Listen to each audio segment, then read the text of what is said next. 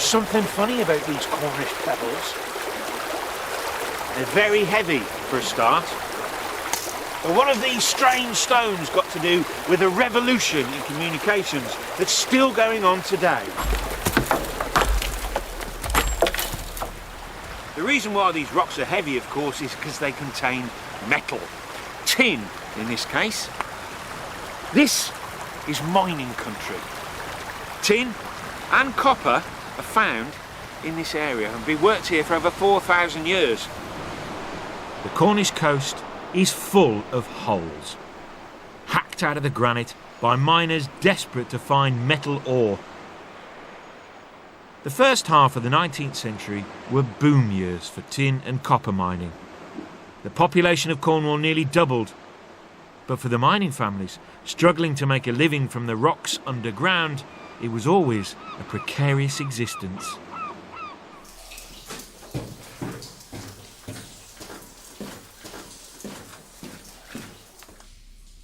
The miners weren't on a regular wage. To make a living, they had to negotiate for pay. The tut workers who sunk the shafts were paid by the fathom, that's 6 feet.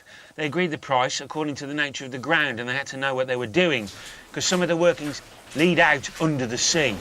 In the deepest mines, which could go down nearly 2,000 feet, they worked semi-naked in temperatures up to 100 degrees Fahrenheit. In the early days, there were no health and safety rules. After one visit, the writer Wilkie Collins described the hot, moist, sickly vapour floating about us. Boys as young as 7 or 8 were used to operate air machines.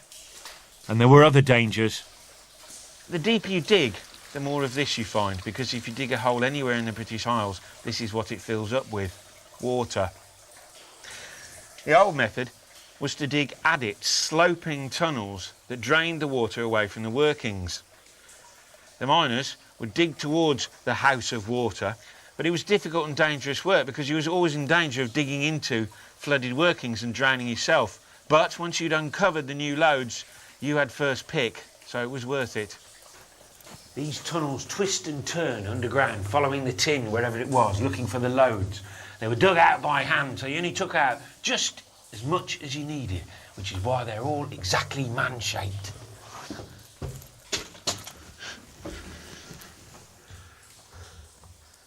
And when you found a lode, just to make it more awkward, it went vertically. Not quite, 60 to 70 degrees. So you dug, in effect, an inverted shaft, a stope from the bottom up. So, in order to stop your debris all coming down on your and your mate's heads, you went alternately from side to side. So you kind of stepped your way up, not down. You can see here, that's the ore. The miners were paid a percentage of the value of the ore, and they earned every penny. After an 8-hour shift, they could spend an hour climbing ladders to the surface, and then walk 5 or 6 miles back home. By the 1860s, there were 340 mines across Cornwall. 50,000 people were working above and below the surface. Once the ore was out, it had to be broken up, and that was women's work. Then to separate out the metal, it was crushed even further. Water power does the job here at Blue Hills Tin Streams. This wheel works at 9 to 10 RPM. And when it's right, as it is now, it's very musical, it's just right.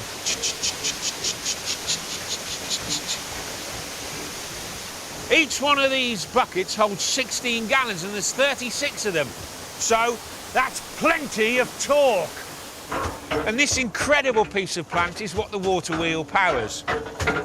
There's the shaft from the wheel, no gearing, no reduction, just 1-to-1. And these cams lift these stamps, just like a musical box, and it's pretty tuneful in itself. The stamps there act on the ore mixed with water, and in crushing them with the water, they're splashing.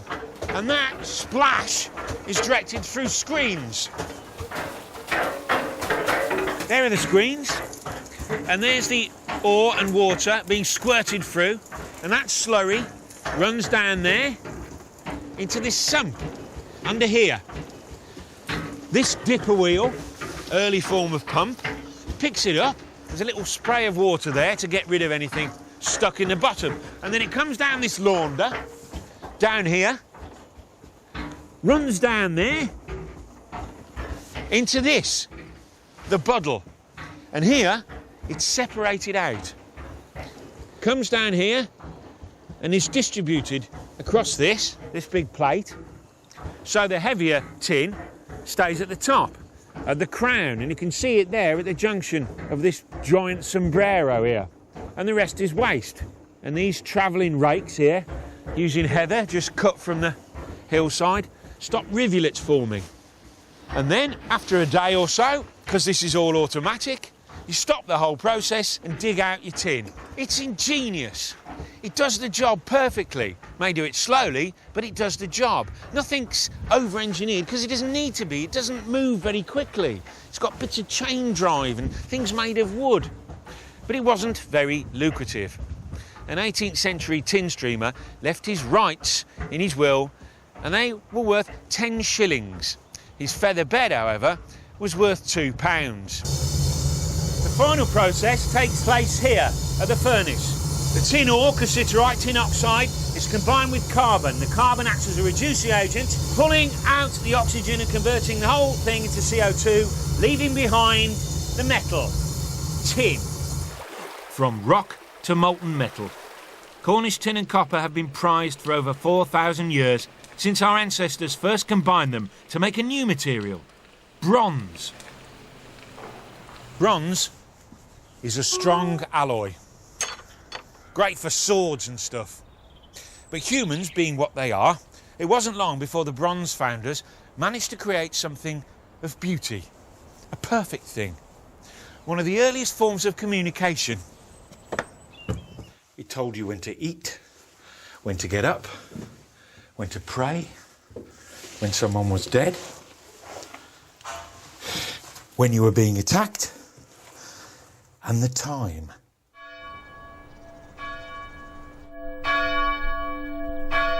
A bell. Tin and copper have been used to make bronze bells for over 1,000 years. Beautiful, aren't they? John Taylor and Company. And this is John Taylor's Bell Foundry, and they're still making bronze bells in the traditional way. They're casting 2 bells this afternoon, so I'm going to heat the furnace up about 1150 degrees centigrade. There she blows! This is bell metal.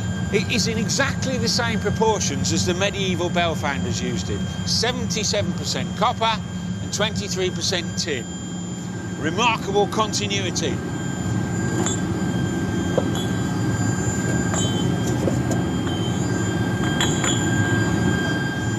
To turn molten metal into a bell, you need a mould that can take the heat without cracking. It's mostly clay, with a few traditional extras. Goat hair and horse manure help to stiffen it up. Then it's buried in the sand. There are 3 distinct and different reasons for burying the moulds. First of all, as you can see, they're different heights, which is no good when you're pouring molten metal. You want an even working surface, you want to pour at the same level. So you bury the bigger ones lower than the smaller ones. Secondly, if anything goes wrong, it's much safer if the mould's buried, if it bursts, for example. And the other reason is that if you bury it, it's insulated, so it cools down much more slowly, and the slower it cools, the better chance you have of making a good bell. Look, a bone, Piltdown man.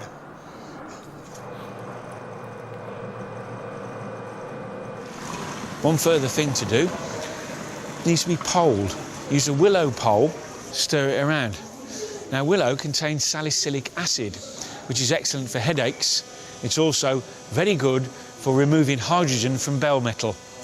And also it means there's no nasty chemicals added, so these bells are organic. Once the bell metal is exactly the right temperature, it is poured into the top of the mould. The bronze has to fill up all the gaps between the core and the case. If they leave any gas or air down there, the bell will be ruined. Depending on the size of the bell, it's then left in the sand for 2 or 3 days to cool down very slowly. Time to take the bell out of the mould.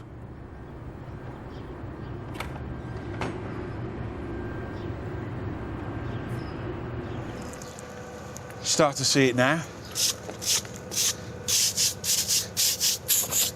And there's the detail. Incredibly fine. Still warm to the touch. Absolutely beautiful. Stunning. This bell will soon be ringing in a church in Malta. For centuries, bell foundries like Taylor's have been taking tin and copper from the Cornish mines. The greater the demand, the deeper the miners had to dig. Like the tin miners, the copper miners followed the loads wherever they went. At Levant, The workings extended over 1.5 miles out to sea, and the shaft was 2,000 feet deep. To get all that ore out, you needed a steam winding engine.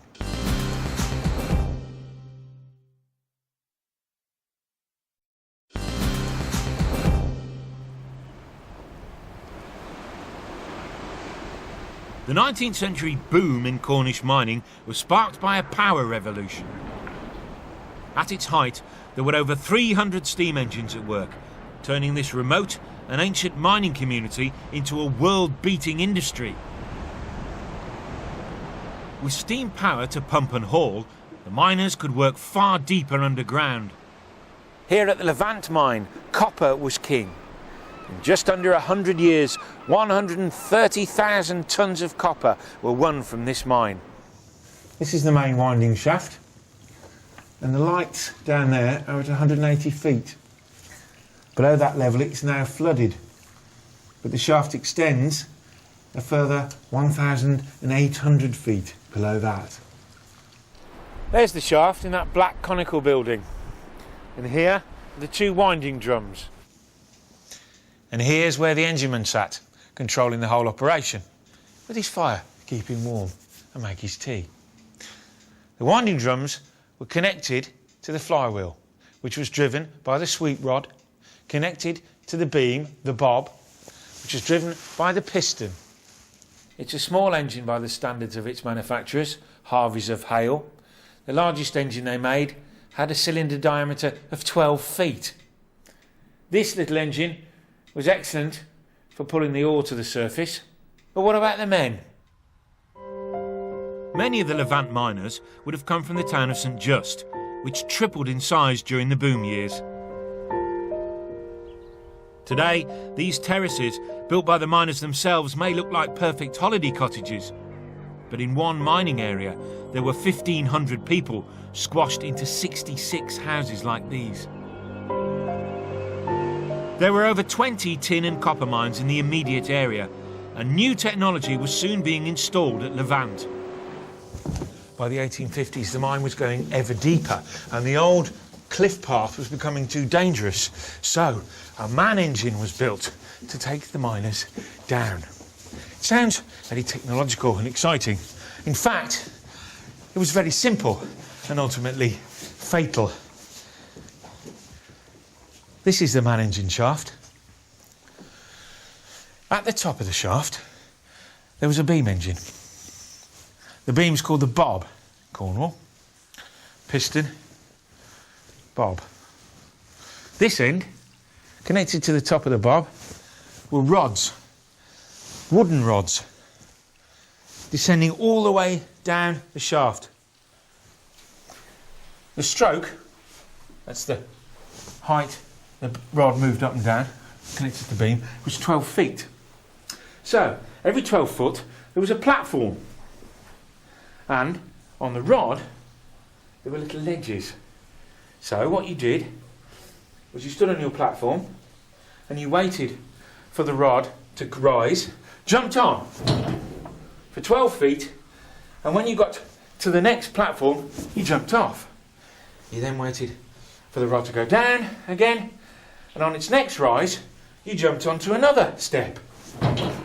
Rose 12 feet and jumped off onto another platform. By 1899, the man engine was working down to 1,600 feet. But in October 1919, the man engine failed at the top. All the rods crashed down to the shaft.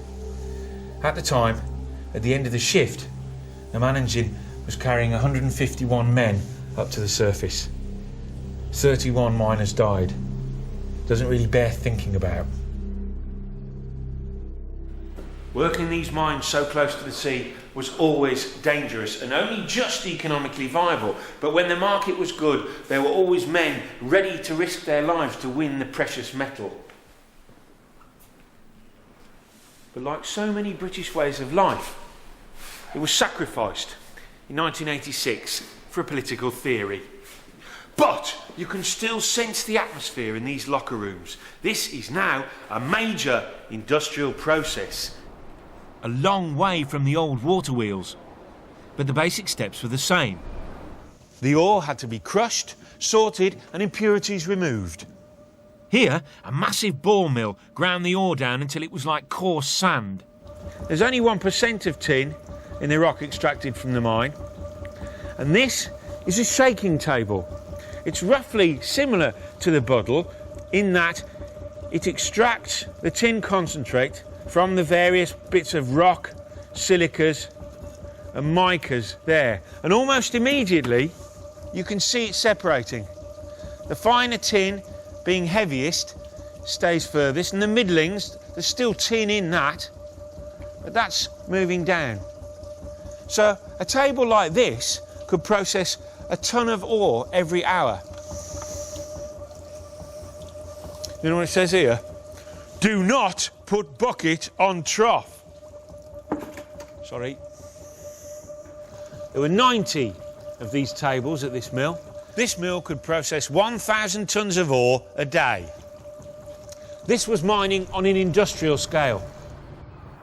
And on the coast, massive smelting works and foundries were built by Cornish metal merchants. That's Hale, a boomtown of the Industrial Revolution. Its business was metal. In 1758, the Cornish Copper Company was set up. They imported coal for smelting from South Wales and then sent the copper on to Bristol. Down at the harbour, you can still see what went on at Hale, because the harbour wall itself is constructed from copper slag. These shiny blocks are a byproduct of copper smelting. At its peak, thousands of tonnes of copper were shipped out of Hale every year. And the demand for Cornish metal was soon to be driven by a revolution that really did change the world. This is Porthcurno, just up the coast from Land's End.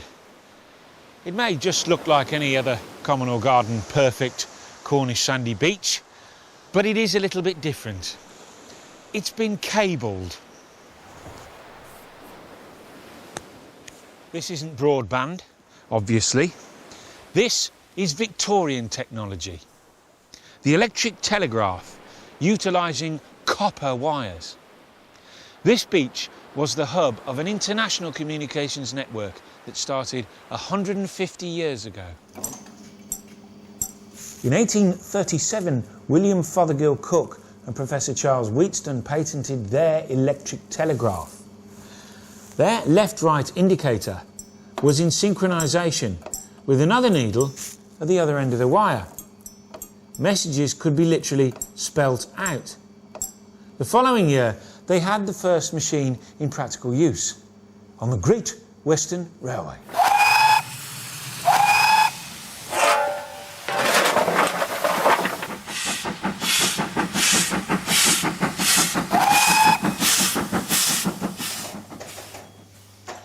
The telegraph did its job so well, it soon caught a murderer.